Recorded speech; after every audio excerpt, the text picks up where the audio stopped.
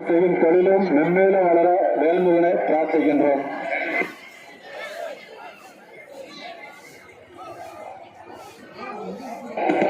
அகிலன் தர்ணீஸ்வரன் காலாண்டியூர் அவர்கள் அன்னதானத்துக்காக ரூபாய் 200 வழங்கியுள்ளார். அவர் குடும்பமும் செய்யும் தொழிலும்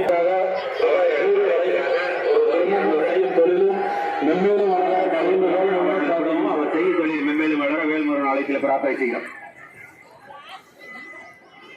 பிரியா ராஜா காளிப்பட்டியா அவர்கள் ரூபாய் 100 ஆலய அன்னதானத்தை கொடுத்துள்ளார்கள்.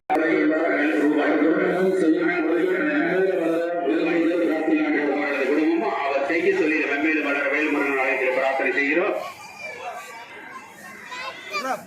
செல்வம் பார்வதி அவர்கள் ரூபாய் 100 கொடுத்து